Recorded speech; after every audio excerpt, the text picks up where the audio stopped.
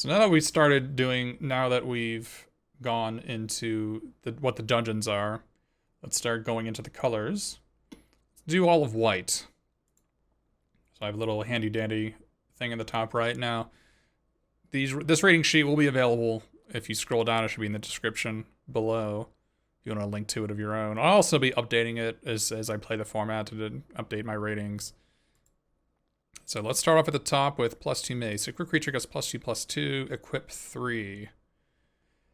Oh, goodness. Well, this is reminiscent of a ridiculous card of the past. And I will look it up so you know what I'm talking about. Volshock Morningstar. So Volshock Morningstar was a ridiculous card. It was equipped creature +2/+2 and equip 2. It cost 2 colors to play and 2 to equip. This was like a 9 out of 10 like bananas card in the set in the format that it was in. +2 mace is significantly worse, however. It costs colored mana instead of not colored mana, and it has 3 to equip instead of 2. So it is significantly worse. You thought you meant Lance. I know I'm not familiar with it. Was there a Lance card in the past? I don't even know. I don't see a Lance in the past. Jousting Lance, which was 2 to +2/0 and 3 to equip for first strike. Yeah, it seems like it's probably better than this, but not by much. Steel Claw Lance. Oh yeah, you're right. Steel Claw Lance. Yeah, you're right. Steel Claw Lance. That's what this card was in the past. Don't really quite remember this card being very good. It seemed pretty bad back then. That was an Eldraine. I kind of just try to delete Eldraine from my memory banks. That card didn't seem very good back then. Black and red is a lot more stricter for mana cost than 2. I'm gonna give this. I'm gonna give this a 5. It's a white card. Fair enough. Maybe it's actually closer to a 4. I suspect you're probably not gonna play this the vast majority of the time. Steel Claw Lance was a good card in a bad color pair. That's fair. If there was like lots of ways that were like free equips, maybe this card is better. I suspect that you're probably not going to play this the vast majority of the time. By the way, I didn't really go too detailed into my rating ski, which I'll start because I'm starting to do ratings now. We'll go into it now. So a 10, I'm gonna rate things 1 through 10. All right, a 10 is going to be a bomb, which a bomb is a bomb, and it's a shorthand for a card that's very, very, very, very, very good. And it's a card you should almost always play, even if it's not your primary color. You can probably splash for it. And this is relegated to cards that are not easy to remove. If your opponent could just like play a 4-mana sorcery that says destroy target creature and you kills your card, and you don't come out on the plus end of that in either cards or some other massive advantage, then your card is not a 10 out of 10 bomb. So this is basically the 10 out of 10 is basically relegated to non-creature permanents the vast majority of the time, and something that have like an overarching effect on the game that is just massive that one card can't possibly keep up with. For instance, if there was a card that made a pair of 4/4 flyers, well then if your opponent kills one of them, you still have a 4/4 flyer, right? And that's a massive. That's either like a 9 or a 10 out of. Those are massive cards. So the next ratings would be between 6 and 9. Now these are cards you should, if you're playing those colors, you're almost always gonna be main decking them. And 9 out of 10s are basically relegated to cards that need a turn to start paying you. 8 out of 10s are generally where terminates go, destroy target creatures go, and then 6 or 7s are just kind of like the cards that are just filler cards in your deck. Not really filler, but filler's the next one. But cards are just like, yeah, you're happy to play those. You're never not going to play them if you're playing those colors. Filler are cards that you're not always going to play when you're playing this. If I'm playing a black-white deck and I see there are some cards that you can probably just get rid of immediately because these are cards that you're not happy to play them, right? If they're 3 cost 2/2 flyers, you're not happy to play that card. That's probably like a 4 out of 10. 3 cost 2/2 flyer, no text. That's just a filler card. You don't want it, or 3-mana 2/3 no text. That's like a Riot Devils is what we call them. That's a filler card. You don't want to play those cards. Like if you're empty on the 3-drop slot, or you're at 20 out of 23 cards and you need to find the last 3 cards, you can play these filler cards. You're not happy to play them, but they are at least playable cards. And then 1 or 2 are sideboard cards, and these can either be cards you should never main deck, which are just like quite clearly unplayable. For instance, 1 cost, gain 3 life. That is just an unplayable card. You would never, ever, ever play that card. Ever. Under any circumstances. So that would be like a 1 out of 10.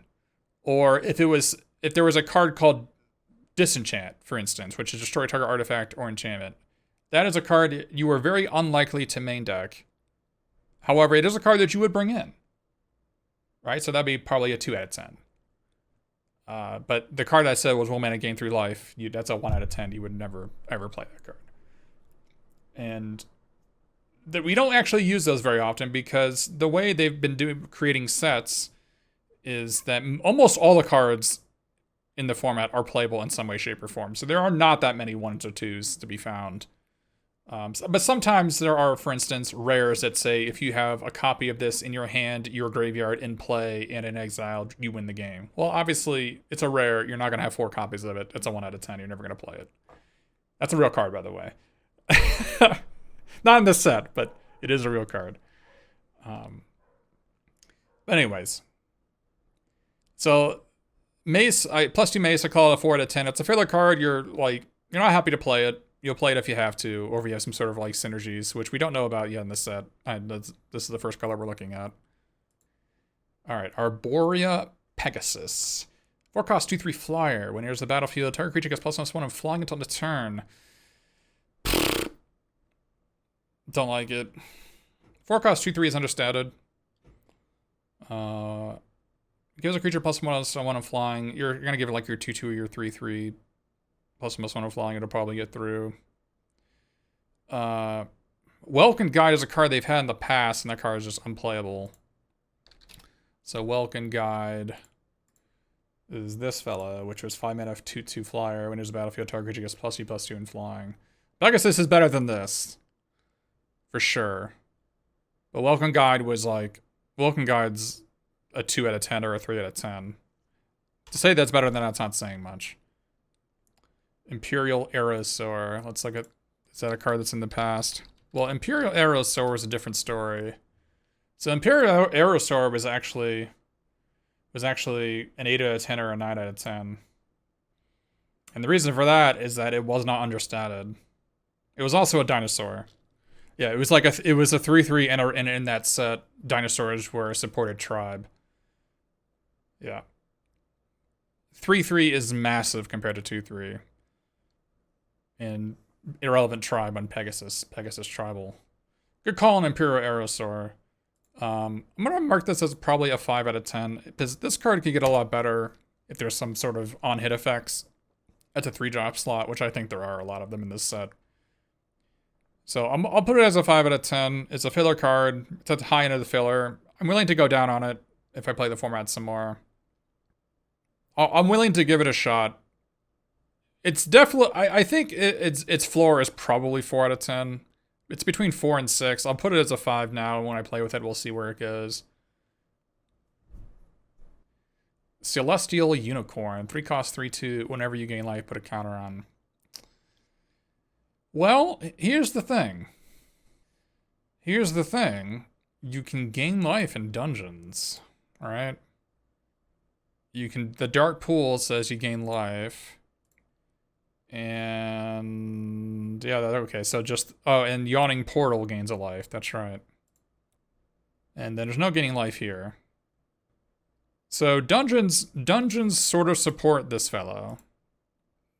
I don't think it'll be too hard. I mean, I don't know. I haven't figured out how much gain life there is in this set. But I have a feeling you're probably going to want to play this. I think this is probably going to be a 4/3 for 3 a lot of the time. I'll put this as a 6 for now. I'm willing to believe it can be a 5. But I'll put it as a 6. I'll give it the benefit of the doubt. If the dungeons couldn't gain life, I would put this as a 4. But the fact that dungeons gain life means it's actually pretty easy for you to actually pump this up. Dawnbringer Cleric, 2 cost 1/3. Enters the battlefield, choose one. Gain 2 life, destroy target enchantment, or exile target card from a graveyard. Yuck. This is no Skyclave Cleric. Skyclave Cleric was the flip land. It could be either a come into play tap white source or a 2 cost 1/3 gain. Was it gain 2 or gain 3? It's no Skyclave Cleric. Was it gain 2? Let's go find the fellow Skyclave Cleric. Not Skyclave Apparition. Skyclave Cleric. Yeah, enters the battlefield, gain 2. Yeah. It's not that.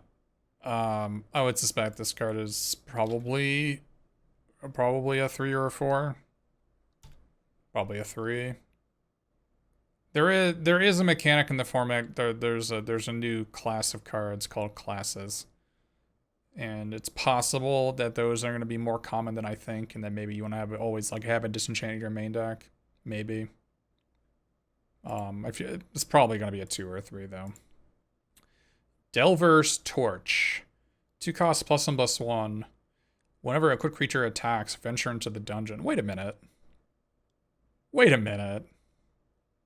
Delver's Torch seems way better than +2 Mace. And they're both commons and they're both white. They're both 2 to play and 3 to equip. That's a yikes. Alright, well. This seems way better, especially since one of the dungeons you can actually, use the storeroom, right? Get a storeroom and put a counter on the creature. This Delver's Torch seems pretty good. Especially, I think, because 2 of the dungeons make treasures, right? Yeah, the Goblin Bazaar and the Mine Tunnels both make treasures. So this potentially could just be equip cost 2. I feel like this might be a 6 or a 7. You have to want to attack, but I think you're going to always want to attack. I think it's a 7. Yeah. Your opponent has to deal with this so fast. Just gets so out of control so fast. I'll put this as a 7 for now. We might go back to it. I'm willing to believe it could be as low as a 5. I feel like this is between a 5 and an 8. I'll put it as a 7. Yeah, I'm willing to believe it could be a 5 as well. It's a potential 7, though. Devoted Paladin. Beacon of Hope. By the way, I haven't been saying them, but for flavor reasons, a lot of the cards, they have, the actual Dungeons and Dragons, I should say.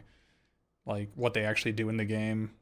I'm indifferent to it. It can be interesting for people who are talking about games when they refer to abilities, they can say Beacon of Hope. Because they're player A plays Devoted Paladin and uses Beacon of Hope, and then because they did that, they can talk about it. So it's a good shorthand for his abilities, so maybe that'll help there. I think it's the first time they've done this, so we'll see how it works out. Creatures you get control get +1/+1 and gain Vigilance until end of turn. So there's a few interesting things about this card that I like. First, it actually hits itself, which is relevant because you can give it haste. So it could be a 5/5. 5/5 Vigilance the turn you play it. Second of all, yeah, there was a card that was an insane common bomb in other sets. Let me see if I can find it. Yes, Angel of Dawn. That's right. Angel of the Dawn. Creatures you control get +1/+1 and gain Vigilance until the turn. This was a card you actually splashed for. You would be blue-black and you would splash 2 planes and all your Angels of Dawn that you opened. Same with Dawnfeather Eagle. Yeah, Dawnfeather Eagle and Angel of the Dawn are both cards that were so the Devoted Paladin comes from an incredible pedigree, because Angel of Dawn and Dawnfeather Eagle were maybe the best, probably the second or third best commons in the sets they were in for that color. So that's pretty strong. I'm willing to give it a 7 for now. I like what I see. I like what I see on this. It's also an orc, a white orc. Bigger but doesn't fly, right. But the thing is, white typically has not had a good... 5 cost 4/4s in white have typically not been happening.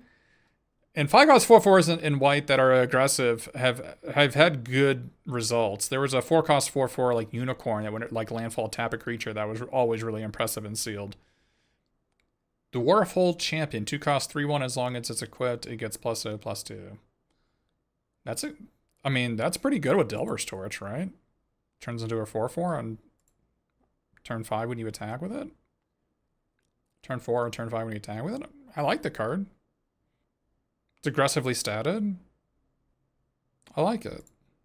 I'll put it as a 6. Kind of just depends how common equipment are. Obviously, the equipment we've seen are common, but you're not necessarily going to play +2 maces. I like it. Aggro has typically not had good choices in sealed. Most of the time in sealed, you don't even play a lot of your 2-drops that you open. You might have 2 or 3. So Dwarfhold Champion, it goes a pretty long way to trying to punish that, because if you can equip this, it's unlikely that even a 3 or 4 drop can stop it. You probably need at least a 5-drop creature. Like, you probably need a 4/4 or better to start blocking this creature. So that's not bad. Yeah, I agree that there are. So in the dungeons, there is Goblin Lair, like really early in the Lost Mine of Phandelver. And you can also get skeletons in this one, 2 1/1 skeletons. So if you don't have the equipment, this card is a 3, right? So I guess I'll mark it as a 5, because you're right. I think unless you can really make sure that you always have an equipment, this thing goes going to trade with like a quarter of a card of your opponent, because your opponent is going to like do something. Like, there's so many cards that just venture coincidentally, and it's so easy for them to make a 1/1 on the ground. You're right. That's a good point. That's a good point. I'll put this as a 5. Maybe I'll put it as low as a 4 now that I think about it with all the venturing. And sealed is generally pretty. I like it. Doesn't mean I don't like it. And I played. There was a 2-cost 3/1 dinosaur I played in the past in Ixalan. Right. And there were vampire tokens, 1/1 lifelink vampire tokens in that form, and I still played it. We'll see. Gloomstalker, which I believe is the there's I think there's 2 cards, but this is the only card that has like a bonus that doesn't actually venture.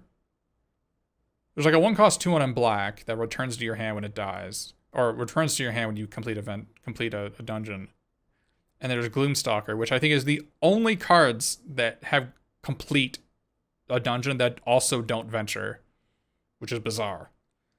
But Gloomstalker, 3-cost 2/3. As long as you completed a dungeon, it has double strike.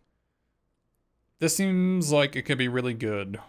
Is like with Delver's Torch, it's pretty easy for this fellow to complete dungeon. Right? You just slap a Delver's Torch on him, attack a couple of times, and you got a double striker for 3-cost 2/3 double striker. That's way above stats. As we said before, there's no way to like sorcery. There's no way to instant speed relieve venture. So your opponent's gonna know they're a double strike when they block it. It's probably going to be filler, though, because if you've already completed a dungeon, did you need to have a Riot Devils before you completed a dungeon? Probably not. I'm not sure it's better than Dwarfhold Champion. It might be. Like, I feel like I'd rather have Delver's Torch on a Dwarfhold Champion than a Gloomstalker. But I'll put it as a 3-cost 2/3. Like, 3-cost 2/3 is a fine baseline for a medium card in sealed. Because it blocks ones and 2s from your opponents pretty well. Yeah, Kitakami, are you gonna complete a dungeon before turn 6 or 7? I don't know. Probably not. I think it's actually pretty hard to venture more than once per turn, unless you have a non-hit effect, or you have like a Delver's Torch. So yeah, like a turn 7 3-cost 2/3 double striker is not terribly impressive. Half-Elf Monk, 4-cost 1/4 Vigilance, Stunning Strike, 2-mana tap target creature. Tappers are always really good. I like that it has Vigilance, that's cool. Tappers are always way better than they look. Because what you can do is you're in a turn, on their enemy end of turn step, you can tap something, and on your turn you can actually attack with this, and after you declare attackers but before blockers, you can tap one of your opponent's creatures. So every half-elf monk you have essentially negates 2 of your opponent's most powerful blockers if you're trying to attack them. And I also like that it has such a big butt. So typically tappers have a large are smallly statted. So your opponent has like a 2/2 or a 3/3, and if you have a tapper, you just have to tap it, right? When they go to beginning of combat. And so they can play a bigger creature second main phase, and that you, man, I wish I would have tapped that one instead, right? But Half-Elf Monk is actually so large that your opponent has like a 2/2 or 3/3, and your opponent says beginning of combat, you're like, okay, fine. You can attack me if you want. And if they attack, you just block, right? And so the odds are they're not even going to attack with their 2/2 or 3/3, and then they play like a 4/4 post combat, and you can just tap the 4/4. So I like that. I like that. And I think there's a lot of sneaky damage you can do with Vigilance creatures with big butts. Because if your opponent has like a 2/2 and you have a 1/4, what are the odds if you attack they're going to block? Pretty low. Right? Because if you have a combat trick, you just eat their 2/2. So there's a lot of sneaky damage you can get in with these high toughness, low power Vigilance creatures. And they're always better than they look. So I'm gonna give this a 7 for now. It seems to be overcosted by 1 mana.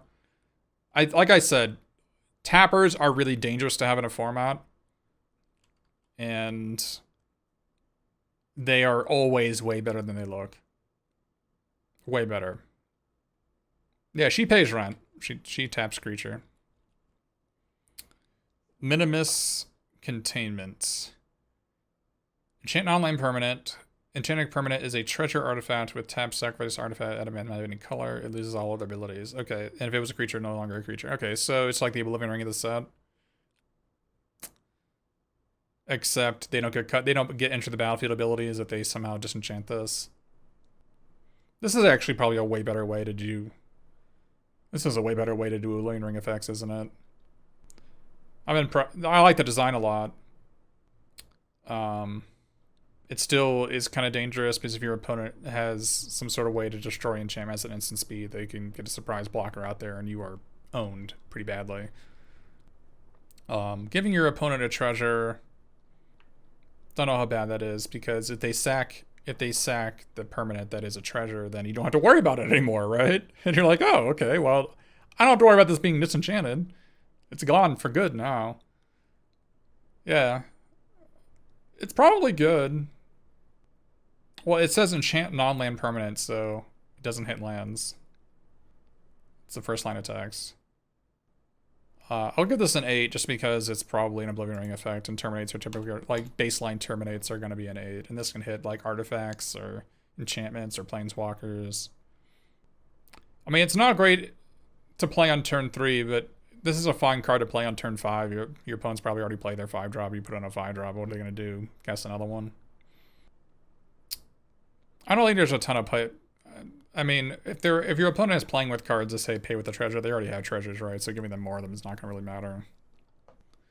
It's a cool effect to have. That I think it's a better design than Oblivion Rings are. Because one of the problems, especially in Sealed, is that a lot of the best creatures in the format also have enter the battlefield abilities. So you really would rather not have your opponent get another enter the battlefield ability when they destroy your Oblivion Ring, right, and get their creature back. Whereas this is just a way better way to do it because they don't get to get their creature back. You get another come into play ability. So Flash enters the battlefield. Attach a target creature you control. A creature gets +0/+2. Pretty good on that 2-drop. Become a 3/5. This card has existed in the past, and it was kind of medium minus then. So I think we're gonna give this a 3.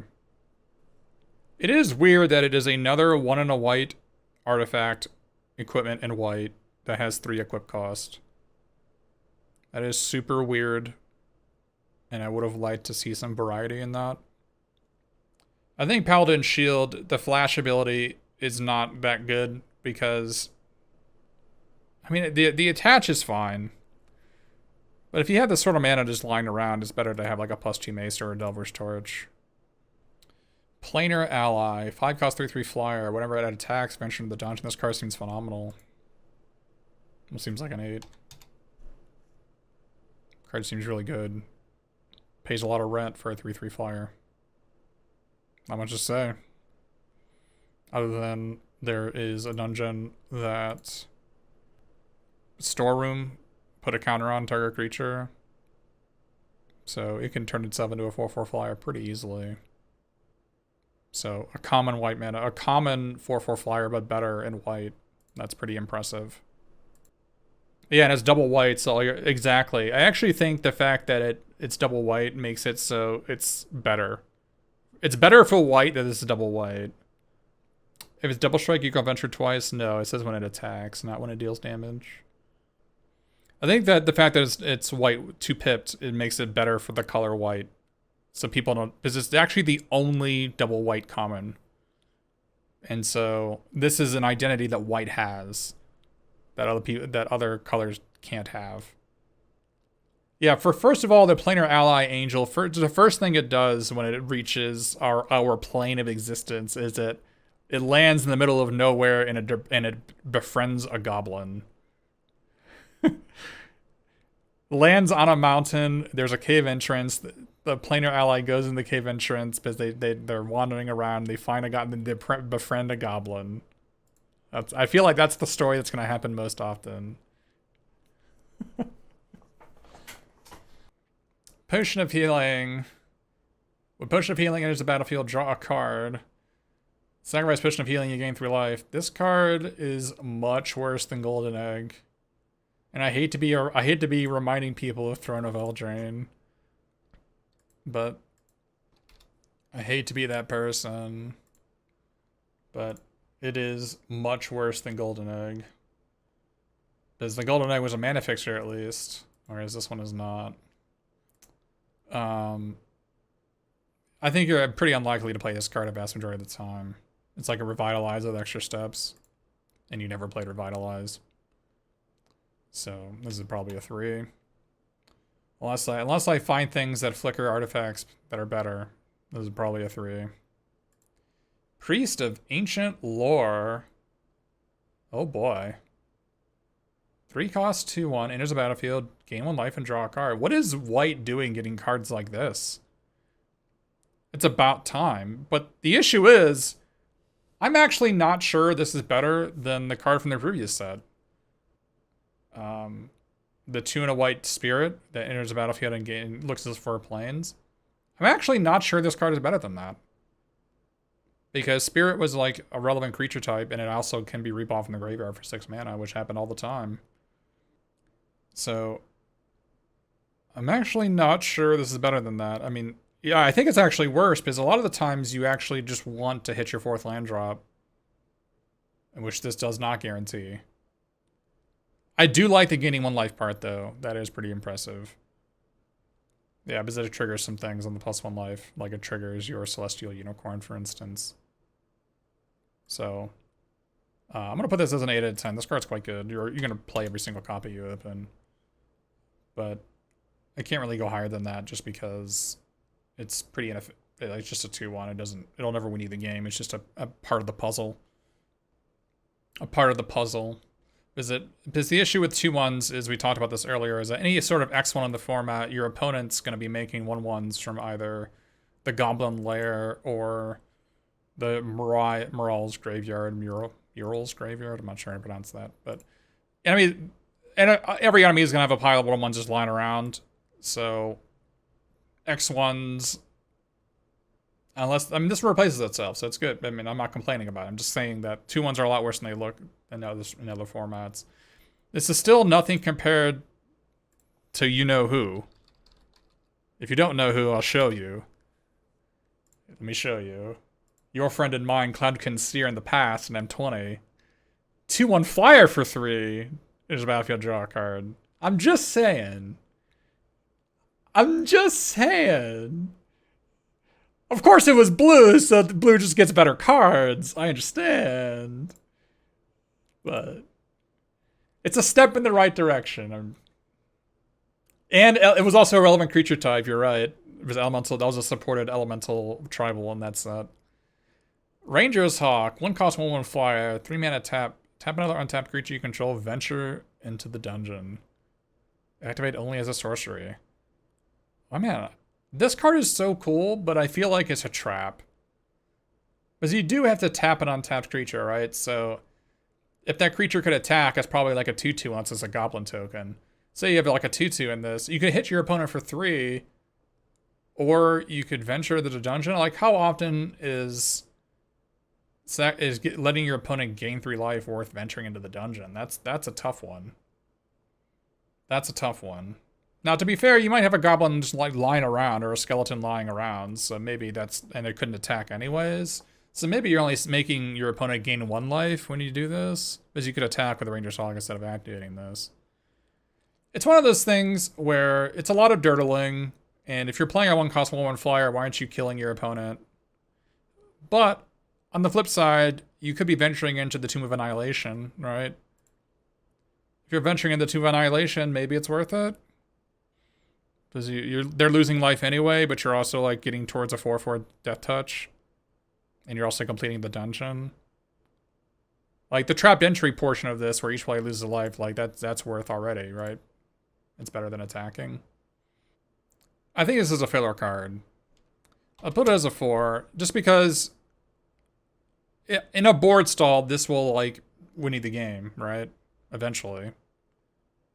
But I feel like you might be better suited just like attack. If it's a flying creature, you should just be attacking and killing your opponent instead of venturing. If this was 2 mana, it's actually so close. I think if this was a 2 mana and tap, this would be a 6 out of 10. It's actually the third mana is actually what it's killing in this. Because it's actually so hard to like play another card and venture into the dungeon. I think at 2 mana, you would be able to justify like on turn 5, playing a 3-drop and venturing in the dungeon with it with Ranger's Hawk, right? It's actually the third mana that makes it from a 6 to a 4. If it was 2 mana tap, I'd pay 6 out of 10. It'd be a 6, but I think at 3 it's just a 4. Steadfast Paladin, did you cost you 2 lifelink? A boring card, but a really good card. This card, they have printed it many times in the past many sets. Many times. 2 cost you 2 lifelinks are common in sets. And they are always among the best cards win rate wise in the format. Yeah, it's a solid foundation, and there are, with cards like Celestial Unicorn, it actually has some lifelink payoffs, and if your opponent goes into Tomb of Annihilation, or you go into Tomb of Annihilation, it's like really good with that, right? Because you don't care about the life if you've got 30 to spend. And if your opponent has Tomb of Annihilation, you don't even care, right? Like, okay, I'll just lose 5 life, I'll gain 6 more by attacking you. So this feels like a 7 or an 7.5 or an 8. I'm going to put it as a 7 for now, just because it actually just trades so poorly with Priest of Ancient Lore, which is an 8. Like, it's worse, so much worse, like, heads up, than Planar Ally or Priest of the Ancient Lore, right? It's a 7, but it's a good 7. It's a solid 7. Oh, 0, yes, Scree. On the plus side with Ranger's Hawk, every time you activate it, you get to say Scree.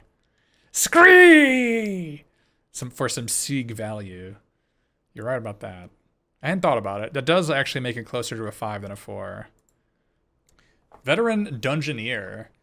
4 cost 3/4. Enters the battlefield. Venture into the dungeon. What? Wait, first of all, white, 7 stat points on a 4-drop? I feel like in every other set it would be a 3/3 or a 2/4.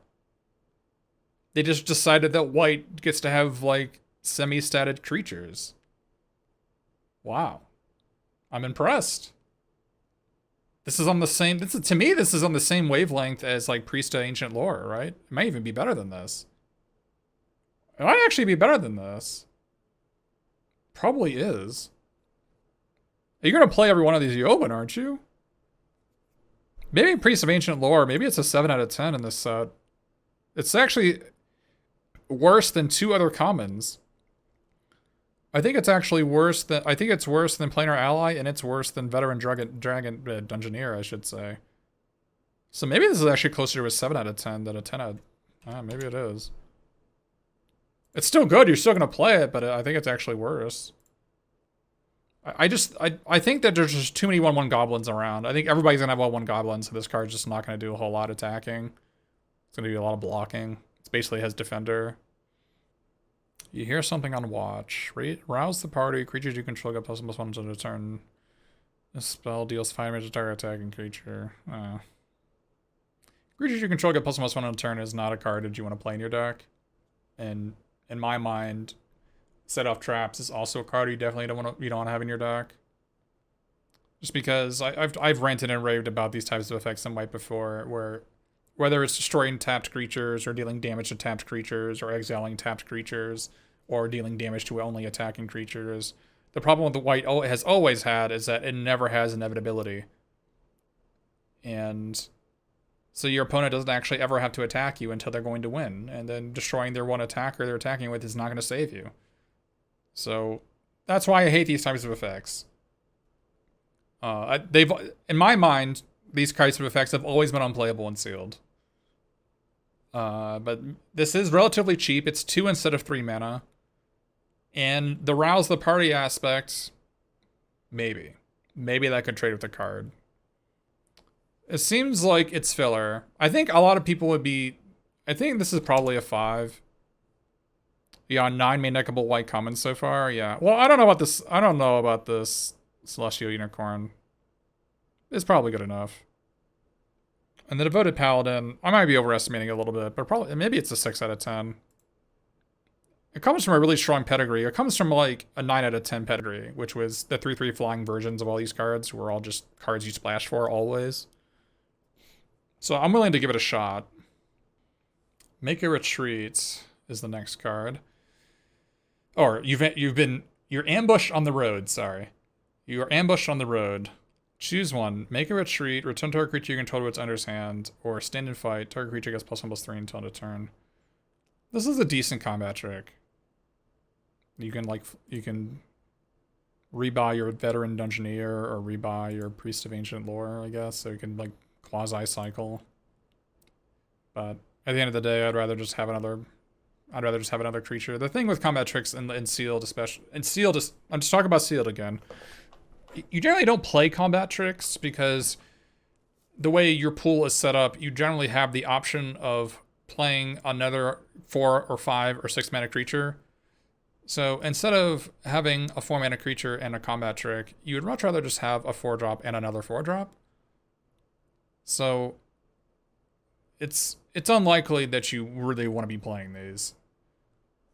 So I'll put it as a 4. White has some interesting mechanics in the set so far with Delver's Torch and Planar Ally. It makes me think that maybe they want to be going into the Lost Mine to get to that storeroom. Get that goblin in storeroom and to draw a card. And then after this, they go into one of the other dungeons. Or maybe they just go into this one again. Because I really like... I mean, they could go Dungeons of the Mad Maging, but if they're paired with a color that has a lot of removal spells, like if they're white-black, maybe white-red, maybe you can go Dungeon of the Mad Mage. But the problem is you're potentially drawing cards that are just 3/1s on turn 7 or turn 8 or turn 9, probably turn 10. You're drawing 3 cards. You're gonna draw a 3/1 and a land and another like piece of equipment, and it's like, is that even good? Not even sure that's good. But I think the Lost Mine would make it.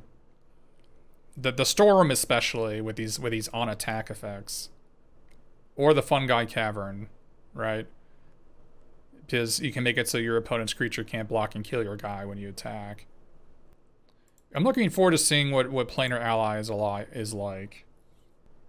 Because if this card is good, white might actually be good. Because I guess actually the graveyard that create 2 skeletons, like a 3/3 flyer that when it attacks makes 2 skeletons, that's pretty impressive.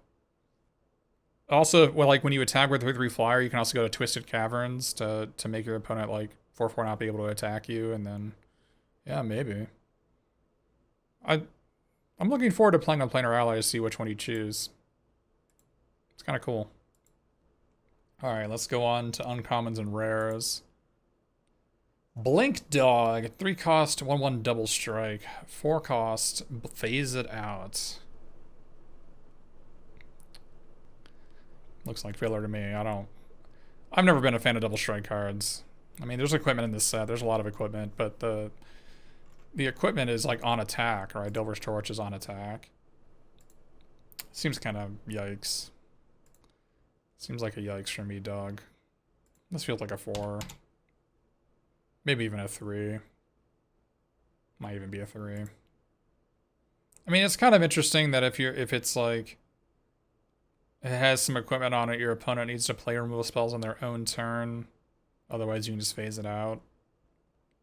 But 4 mana is asking a lot. Yeah, yeah, exactly. If this was a 2-cost 1/1 double strike, now we're cooking with gas. Because that was actually a card they printed in the past, and that card's been bananas. Like a 2-cost 1/1 double strike. That card in the past has been bananas. Fencing Ace, right? Or whatever it's called. This is not that. Cleric class. So there's lots of these throughout the entire set. And they're ongoing enchantments that are just sit around and play. And you can level them up by paying mana. They have a base level ability, and you can pay mana to level them up, and they generally have some sort of thing going on when you do that. So the Cleric's class is our first experience with this. If you would gain life, you gain that much +1 instead. So if I would gain 2 life, I gain 3 life instead. Sure. Whenever you gain life, put a counter on target creature you control. 4 mana, so it's 1 + 4 to do that, and then the level up counter stays on it. You don't, so it stays. It's like, so the enchantment kind of transforms into it has the first ability and the second ability, so it does both. So if I gain 2 life, it becomes 3 life, and I put a counter on one of my creatures. And then at the 5 cost, it says when this becomes level 3, return target creature card from your graveyard to the battlefield. You gain life equal to its toughness. So you have a 4/4 in the graveyard, and you pay 10 mana total, 1 + 4 + 5. And you have a 4/4 in the graveyard. It comes into play. You gain 5 life because it's 4 + 1, and then you put a counter on it. So you don't gain 6 life, you would gain 5 life. Because you get the counter after your account's of toughness, which I think is kind of weird. It's kind of a little bit of a dissonance in the text of the card. That you gain life equal to its toughness, but then it gets bigger right after you do that. It's just like you kind of feel like you kind of got ripped off, but maybe not. I don't like it. This seems pretty bad to me. I don't want the first part, and I don't want the second part. And the third part is okay. It's like a Rise from the Grave, but our Rise from the Grave plus. Yeah. Yeah, Marty Van Buren, exactly. I feel like 1+ on the last ability would have maybe make me feel a little bit better about it. I don't think you're gonna play this very often. I guess it kind of depends. Like if you have Priests of the Ancient Lores and you have Steadfast Paladins, then you play Cleric class. Because another thing to keep in mind is that on the level 2 aspect of Cleric class, that the Dark Pool and the Yawning Portal both gain life from dungeons. So, it's like trivially gaining life is actually not that hard. And if you've got mana just lying around, like the level 3 aspect of this is good. It's essentially, you're making a worm out of it. Like you're making like a 5/5 or a 6/6 gain 5 or 6, right? Perhaps even more. So the level 3 aspect is you are getting paid for the level 3 aspect of this. You can discard a fatty, the Tomb of Annihilation, and yeah, I mean, I guess.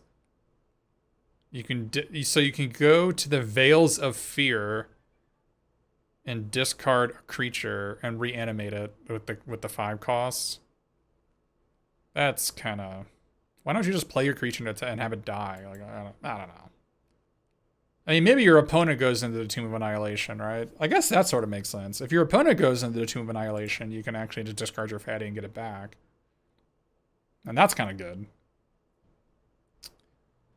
It seems so slow. If level 2 was 3 mana, this would actually be a 6 out of 10. It's actually the level 2 that's actually putting me off of it. But if you can just go Cleric class into Steadfast Paladin, into just pay the upgrade for Cleric class to put a counter on the Steadfast Paladin after you attack with it, that's pretty damned good, right? It's the fact that it costs 4 mana is the issue. And by the way, when you look at any of these classes, you can only add abilities at sorcery speed. So you can't just like end a turn in your opponent's turn level something up. I'm gonna put this as a 4 for now. And I'm willing. I think the Umber Bound on this is a 6. But I think if you've got the Steadfast Paladins, you probably play this card. But if you don't, then don't bother. Cloister Gargoyle. When enters the battlefield, venture the dungeon. 3-cost 0-4. As long as you completed a dungeon, it gets +3/0 in flying. What? So this makes me believe it doesn't have Defender either. It doesn't have Defender, so you can just like slap a Delver's Torch on this fellow, and then it attacks, and then it might even complete the dungeon on the attack trigger, and then get flying.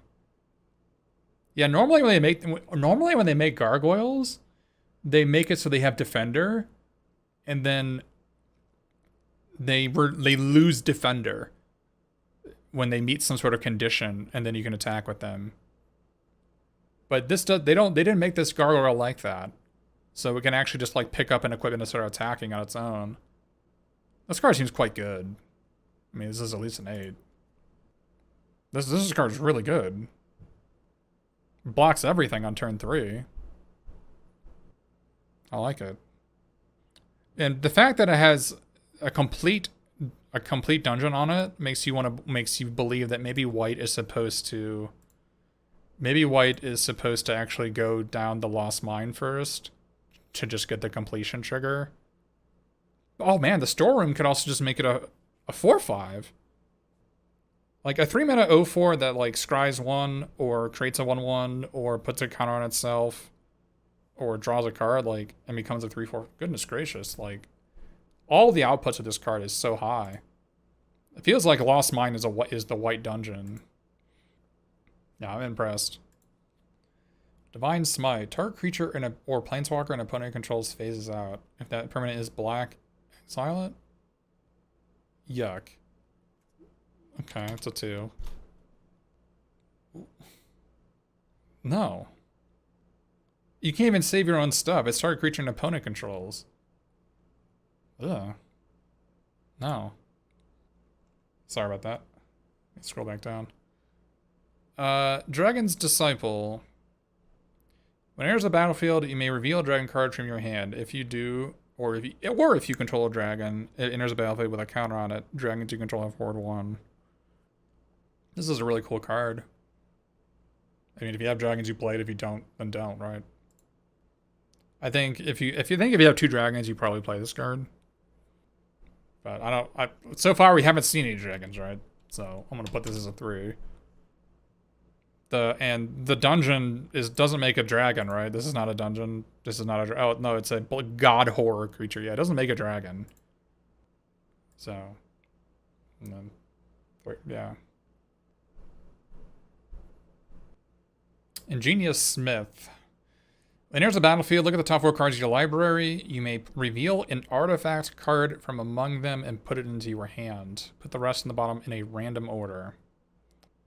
When one or more artifacts enter the battlefield under your control, put a counter on Ingenious Smith. This ability only triggers once each turn.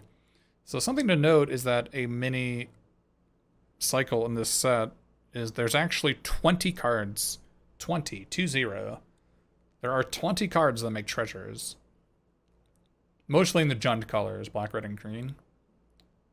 So not only does it trigger off of equipments, but it also triggers off like a treasure coming into play. Oh, it also just searches for artifact cards, right? So it can find the Cloister Gargoyle. That's quite a curve. It's quite a curve. I mean, this can range. I think in white, green, or white, blue, this card's like not great. But I think in white, red, and white, black, this card is quite good because red and black have a lot of ways to create treasures. You're right. You are correct that 2 of the dungeons, the Lost Mine and the dungeon, both can create treasure tokens. You're right. So the Mine Tunnels are level 2, and the Goblin Bazaar are level 3. Can both make treasure tokens, so it's at least a 2/2, right? Eventually, at some point. Yeah, I mean, it's... I think you have to have artifacts in your deck, right? If you don't have at least, like... I mean, Glint... The Glint Crane was a 2-cost 1/3 flyer in the past. That was... You basically only played it under certain circumstances, right? The Glint Nest Crane. Look at the top 4 cards of your library, reveal an artifact card, and put them in your hand. It's a little bit better than Glint Nest Crane. Glint Nest Crane was... You didn't play it very often, but... It's probably a 6. It's either like a... It's like a 2 or a 6, depending on if you've actually got artifact cards. If you don't have artifact cards in your deck, you're probably not going to play this. Even if you have a lot of ways to make treasures. If you're like white-red has a lot of treasure making, you're probably not going to play this unless you have artifacts. But why would you be playing white-red if you didn't have artifacts, right? So if you're going to play it, it's going to be a 6. If you're not going to play it, it's going to be... I'm going to put it as a 6 just so you understand that if it's actually good, you're going to want to play it. So let's imagine... I'm going to do some hypergeometric math here. So say you have 3 equipment in your deck. What are the odds that you hit one? 28%. Those are not good odds. If you have 3 artifacts in your deck, 28% to hit. I'm gonna put this as a 5 then. Those are not good odds. I thought it was at least 40. If you have 4 equipment in your deck, it's at 36%. Or 4 artifacts in your deck. I mean, I guess there's Potion of Healing. I guess. I mean, if you want to get the 80% mark, then you gotta have 11. No, you gotta have 12. You have to have 12 to get 80% to get a card. That's not gonna happen. There's no way you're gonna have 12 artifacts in your deck.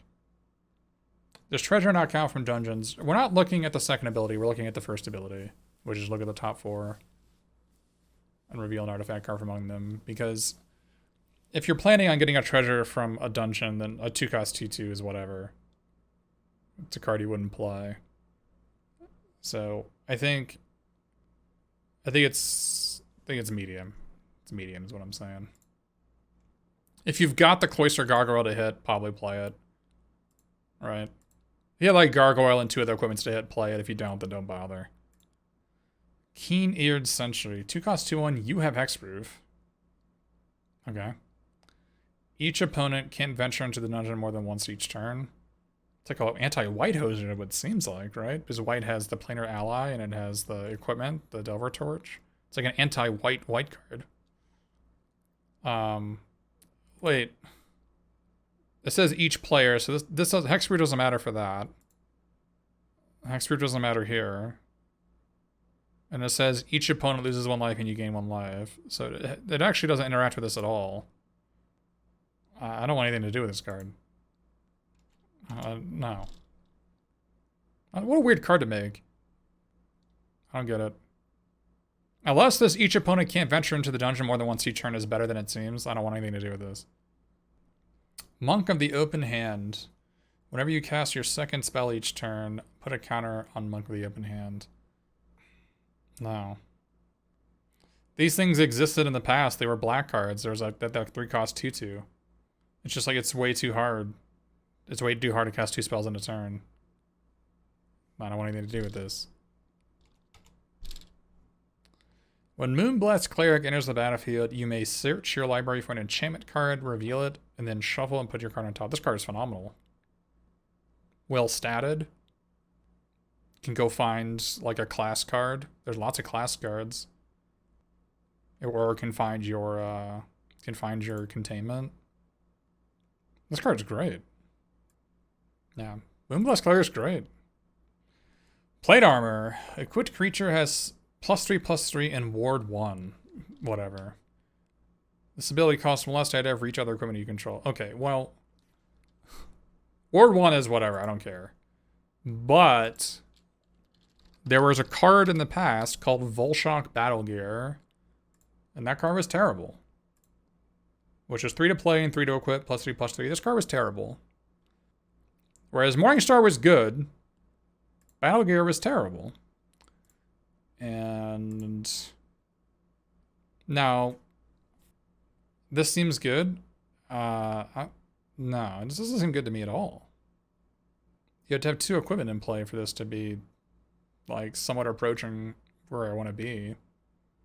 Like, I'm not even... I don't even think this is better than Delver's Torch. I don't even think it is. This seems... It's certainly way better than the +2 mace. So maybe +2 mace is a 3. It's way better than this. It's not even particularly close. But the question is, so like maybe I should just make this a 3. What the question is, I guess a 4 is fine. When enters the battlefield, exile target non-land permanent and opponent controls with mana value 2 or less until Portable Hole leaves the battlefield. Maybe if there's tokens, this card is good. If there's no tokens, this card is not good. Things that have mana value 2 or less are typically not good. I mean, I guess it hits Delver's Torch, actually, right? Maybe. It's this. Oh, it exiles the 4/4 demon from Tombs? I would actually venture to say if you don't play this card, it'll be fine. No, I think it's a great sideboard card if your opponent has like some equipment that you want to hit. But if you don't play Portable Hole, I don't think it's a big deal. Oh, you can exile your opponent's holes, put holes in holes. Yikes. That's dangerous. Target creature gets +2/0 and gains a first strike until end of turn. Up to one other target creature gets +2/+2 and gains lifelink until end of turn. No. Yeah, obviously the dream scenario is you attack with a pair of 3/3s. They block with like a 4/4 and a 3/3. And then you just like eat them both. But that doesn't really happen. And they have to be different creatures. You can't just put them both in the same creature. Yeah, I don't like combat tricks and sealed in general. And the dream scenario on this isn't even that great of a dream. Like, instead of rallying maneuver, you can just have a piece of equipment. Right? You can just literally have a plate armor instead. And just like put it on your creature and attack. I don't know anything to do with it. I mean, it's probably fine. But it's super easy to see, right? If your opponent has a 4/4 and a 3/3 and you have like a 3/3 and a 2/2 and you attack, that's not even good for you. You can't even kill both their creatures. Yuck. No. I mean, it's a blowout card for sure. If you don't see it coming and you get hit by it, it's gonna be bad, right? This is one of those cards you're gonna lose to it once and you're like, okay, I could have played around that. And then you'll play around it and it'll be fine. But Rally Maneuver doesn't untap your creatures. Your creatures have to be untapped already, or have Vigilance, I guess. Flying 4/4, when it enters the battlefield, tap a creature an opponent controls. Oh. 6 mana is a lot, though. There are treasure tokens in the format. You can get one from your venturing. This is good. Yeah, the thing is, Shieldbringer was a 9 out of 10. In its format it was in. There's a Chillbringer. This card was a 9 out of 10. It dominated the format. It dominated the sealed format. Because it was single blue, so every deck splashed for it. But 6 is a lot more than 5, and double mana is a lot more than not. Chillbringer was in a format without treasures, but it had a bunch of gates. So it was easy to splash a color. This card's good. You're probably going to play it. Feels like a blue card? No. This feels like a white card, and it should be remaining white, because this is white's thing to do. How dare you? Blue should not be getting this crap. White should be getting it. Blinding Beam and Core Hookmaster are white cards.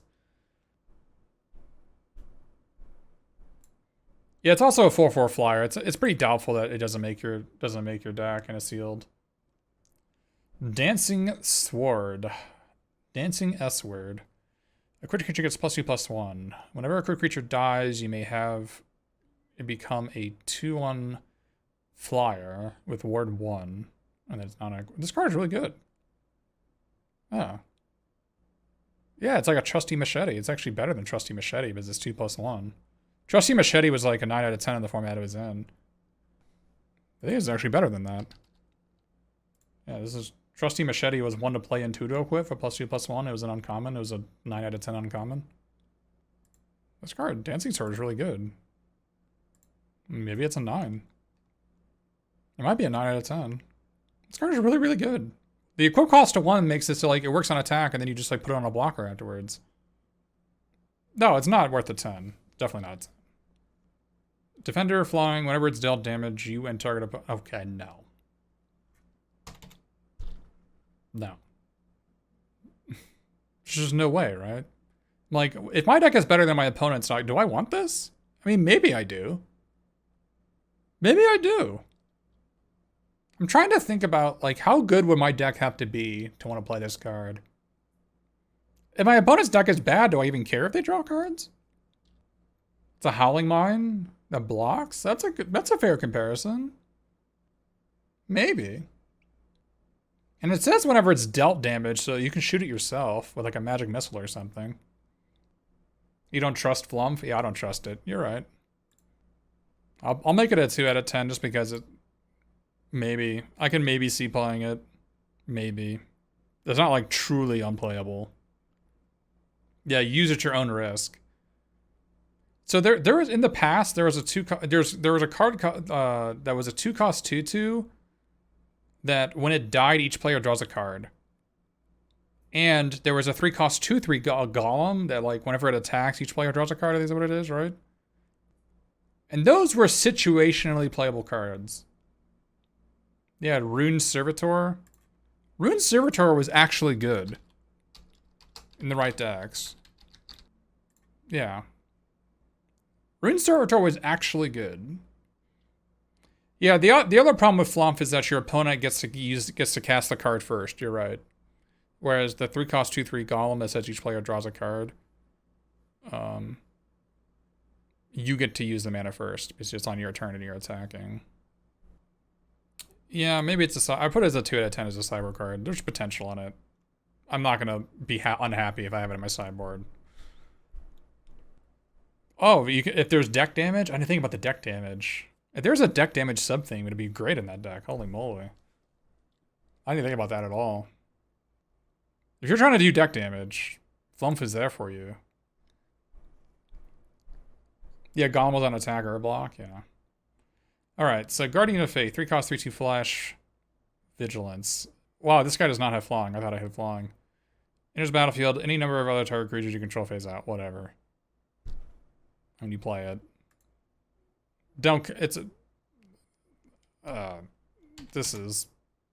This is way worse than it looks. They printed these types of effects in the 4 and they're never very good. It does not have flying. I thought it had flying. This is not actually. If you don't play this card, I'm not even that unhappy if you don't play it. Yeah, it's also double white. If you don't play this, it's fine. In the past, there was Pouncing Jaguar, and that card was just unplayable. Not Pouncing Jaguar, Pouncing Cheetah, my apologies. Pouncing Cheetah was a 3-cost 3/2 flash common, and that card was just unplayable. Vigilance doesn't help. No. To be clear, there are no rats in this format. There are no rats. So, you're not even, like, it doesn't even play around those. There's no AoE and there's no rats. There's a conditional X or less suspend 1 wrath, basically. But there's no actual rats in the format, so there's nothing to save your creatures from. Loyal Warhound, 2-cost 3/1 Vigilance. When enters the battlefield, if an opponent controls more lands than you, search lobby for a basic plains card. Yeah, sure. This card seems great. Seems good. This is much worse than Night of the White Orchid. To be clear. If you're not familiar with Night of the White Orchid, this was actually a constructed playable card. It was a 2/2 first strike. If an opponent controls more lands than you, you may search lobby for a plains card. So you got to find white dual lands and put it on the battlefield untapped, by the way. So Night of the White Orchid was a 2/2 first strike that put the land into play untapped and you can find duels. This card can only find basic plains and puts them into play tapped. And then, so that's a yikes. Easier to cast, but it's a yikes. If you have 2 Warhounds, you choose to draw first? No. I don't think so. I think you're just happy to be on the draw. which you'll be on the draw like, half the time, right? So just naturally. I mean, I guess it depends how bad your deck is or how good your deck is, but if your deck is bad, you're going to be on the draw less than half the time. If your deck is good, you're going to be in the draw more than half the time. At least half the time, if not more. So, Nadar, Selfless Paladin. Well, it does the Loyal Warhound. It doesn't help that there's only one double white common to cast, right? So it's not like it doesn't really manifest you that well. Nadar, Selfless Paladin, Vigilance, 3 cost 3/3. Whenever it enters the battlefield or attacks, venture into the dungeon. Other creatures you control get +1/+1 as long as you've completed dungeon. Okay, this fellow pays rent. That's a 9. This guy's pretty freaking awesome. Also a dragon. Oh, you're right. This is a dragon. I didn't think of that. The Dragon's Disciple. You're right. There's some like random dragons in this set. Okay, sure. Oops. Yeah, this guy's a 9. This guy's a 9, close to a 10. Because even if you terminate this fellow, you venture to the dungeon at least once, right? Although, I mean, that's worth minimum. It's worth a quarter of a card, right? Because if you venture 4 times, you draw a card off the Lost Mine. So at least it's worth a quarter of a card. But yeah, this card's great. Not much to say. You're going to lose to it. Your opponent's going to play it and you're going to die. So, yeah. Kill it on spot or you lose. Feels great, man. All right. Sacrifice an artifact. Search your library for an artifact with mana value equal to 1+ the artifact's mana value. You're not going to play this. Unless you have like a combo, you're not going to play this, right? Like maybe if you have a +2 mace that you can sacrifice to get Cloister Gargoyle, right? Maybe you play it. But odds are you're not going to play this card. Paladin class. 1 cost class. Spells your opponent's cast during your turn cost 1 more to cast. Okay, I like it. Better than Ward 1, because they can't get around it. Creatures you control get +1/+1. Okay. 5 mana, whenever you attack, until end of turn, target attacking creature gets +1/+1 for each other attacking creature and gains double strike. Yeah. Is this a 10? This might be a 10. It's at least a 9. This doesn't actually create any threats. Spells your opponent's cast on your turn cost 1 more to cast is relevant, though. And I mean, that is a text box. Does not win on its own. Well, I mean, equipment doesn't win on its own, and it's still 10. Like, Sparring Regimen doesn't. I mean, I guess Sparring Regimen could technically win on its own. But Sparring Regimen, the previous set, was a 3-cost white enchantment, and that was a 10. I mean, that's what. I mean, to compare Sparring Regimen, this is the type of card we're comparing to. So, Sparring Regimen was a 10 out of 10 in the previous set.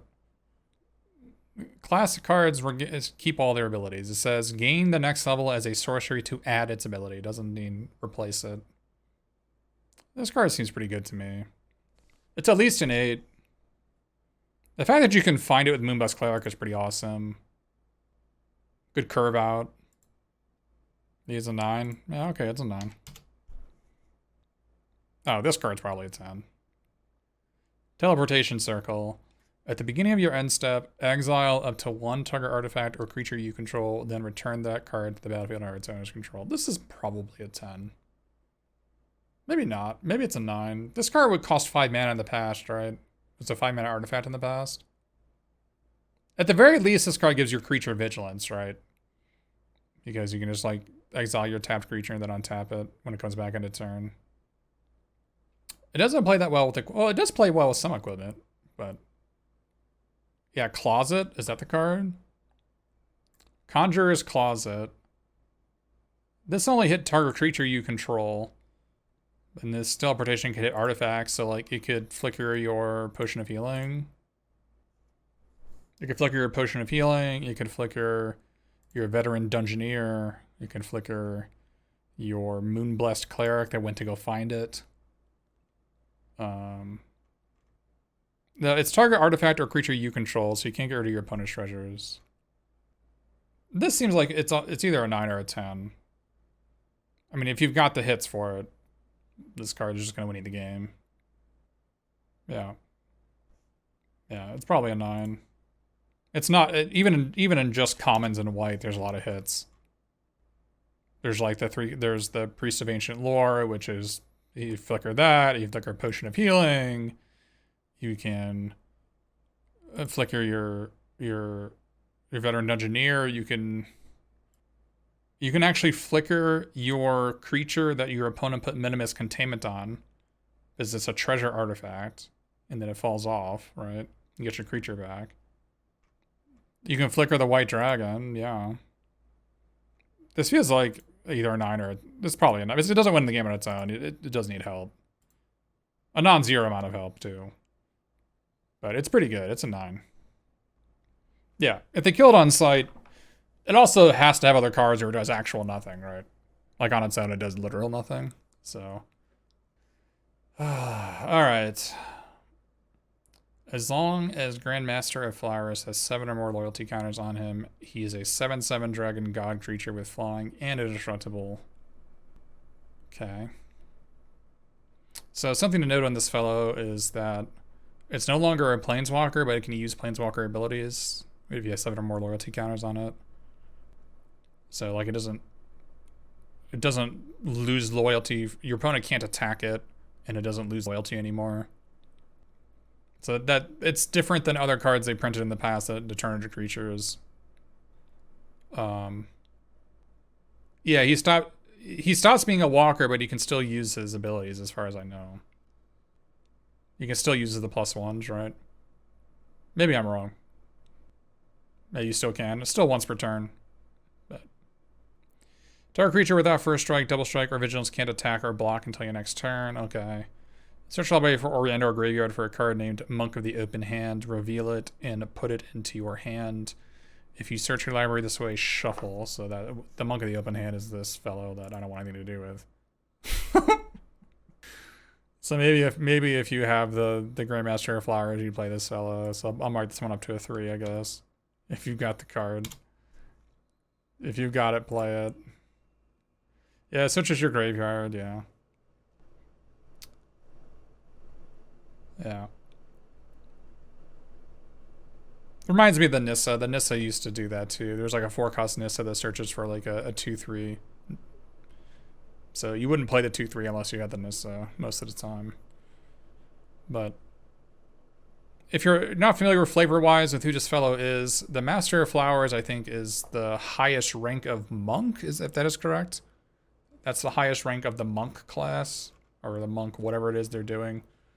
And this is actually Bahamut, as you see from Legendary Planeswalker Bahamut, which is the light dragon god, the opposite of Tiamat. Is that what it is? I'm not 100% on the lore on this, but I did read something that the joke is that each of these 7 canaries that are around him are actually guardian golden dragons. Yeah, he's the good aligned dragon god. Yeah, so the artwork is accurate to what his human form is. Yeah. If you don't have any Monk of the Open Hands, I don't even know if you play this card. If you have a Monk of the Open Hand, maybe it's a 6. I don't even think you play this card. But it doesn't detain target creature. Detains some creatures. And it only has 4 health when you do that. I'm not on board. It doesn't even detain them. You can still use your abilities. I'm not on board. Is that a bomb that you play it? You had to protect it for so long. No way, dude. I don't want anything to do with it. If you don't have the uncommon, if you don't have a Monk of the Open Hand, you definitely don't play this card. I don't think it's very good. Alright, Flying Vigilance. 4-cost, 4/3, Flying Vigilance. Okay. When Icing Death, the Frost Tyrant dies, create Icing Death, Frost Tongue, a legendary white equipment artifact token with equipped creature gets +2/+0, and whenever a equipped creature attacks, tap target creature defending player control is equipped to. Okay, so when it dies, it turns into equipment that gets plus 2/0, equip 2, that taps on attack. I mean, this card's like a 9. I'm not gonna say it's a 10. It's close, because if it dies, you still get something out of it. But it's really good. The Flying Vigilance part is pretty awesome, so it's pretty easy to get the equipment if you want it. It doesn't necessarily pay rent, though, but its Leaf's playability makes it so. It would be an 8 if it didn't, like, it would just be an 8 if it didn't have the equipment. The equipment seems pretty okay. Yeah, it's like get a machete when it dies, yeah. That's fine. It references like a white dragon, right? There's the white dragon, it taps creatures, and then like you get like a frosty saber that taps creatures on attack, sure. At the beginning of your end step, if you gain 3 or more life this turn, create a 3/3 white angel token with flying. Okay. Exile the Book of Exalted Deeds. Put an enlightened counter on target angel. It gains you cannot lose the game and your opponents cannot win the game. Activate only as a sorcery. Triple white's asking a lot. Triple white is asking a lot. How do you even gain 3 life? Don't tell me potion. Potion of healing? Steadfast Paladin that has a counter on it from a dungeon. Now you're speaking my language. Now you're speaking my language. Because I actually think that Lost Mine is the dungeon that white is most likely to go into. For the storeroom. The plus and plus 1 counter. And this is a pretty good target for it. Yeah, with Cleric class. Cleric class actually makes it so there's already gains 3 life on its own. This is the first level of this. Gives you 1 more life. Are there other angels in the set? Yeah. There's Planar Ally. I can imagine this card being a bomb. Fashino Panic, no, I don't think it is. You have to look at the FAQ and the release notes when they release them in the next week or so.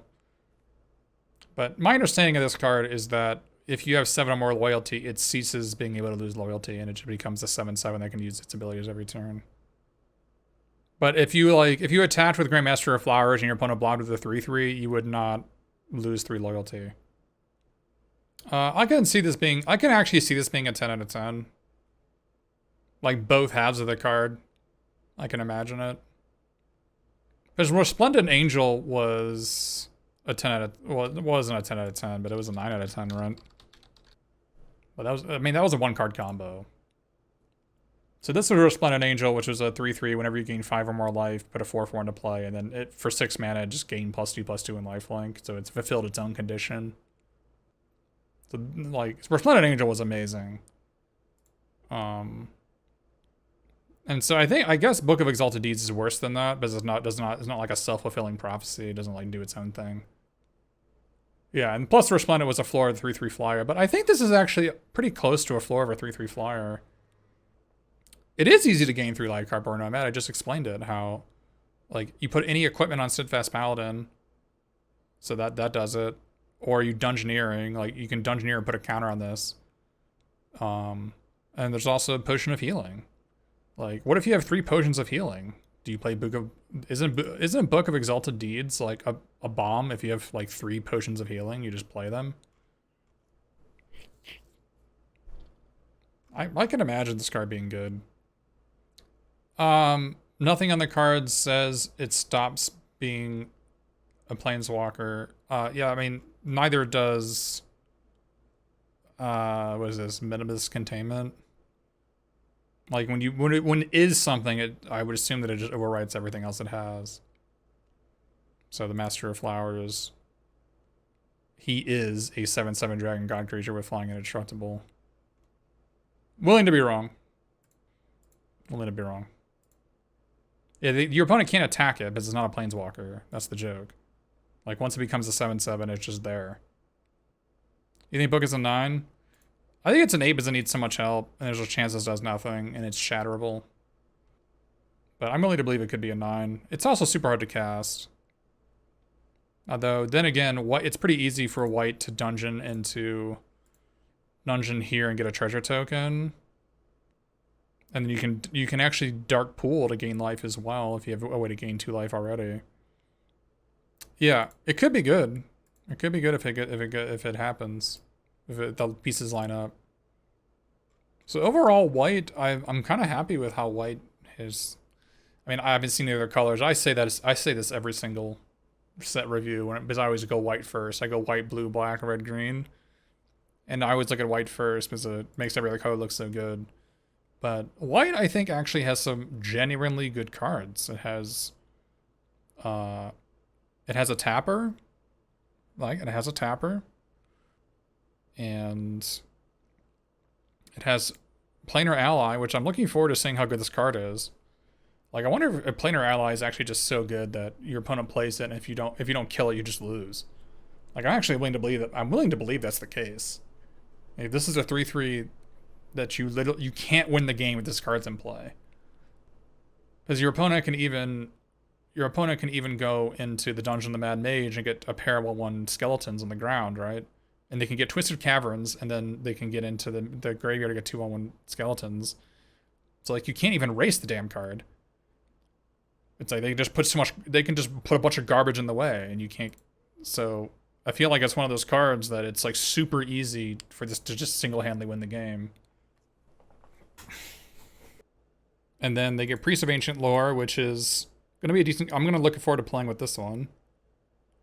Although I think this is actually probably worse than I think it is. It actually is probably significantly worse than I think it is, just because both the dungeons make 1/1 tokens. This makes skeletons, and the other one makes a goblin. So like an X1 is kind of whatever. It's not even worth a card. Yeah, Planar Ally seems like an uncommon. I agree. This seems like an uncommon.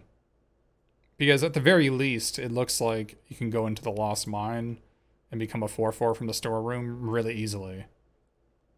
So white having like a common 4/4 flyer is just like, okay, yikes. What's up with that? So I'm willing to believe this is actually a 9. I'm willing to believe it's potentially a 9. And this Veteran Dungeoneer is like wow to me.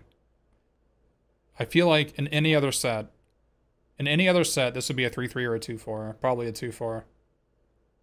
And it's just randomly a 3/4, which is good. Which is good. I'm like, wow, I'm glad white actually gets 7 stat points of 4 mana now.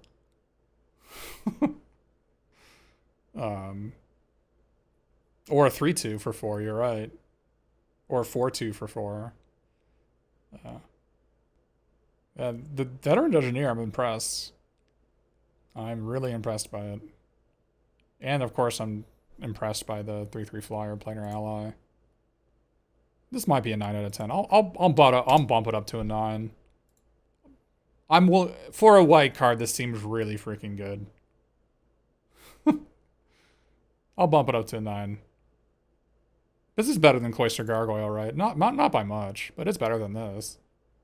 I think Cloister Gargoyle's a pretty solid 8. And Boombusk Cleric is going to enable a lot of.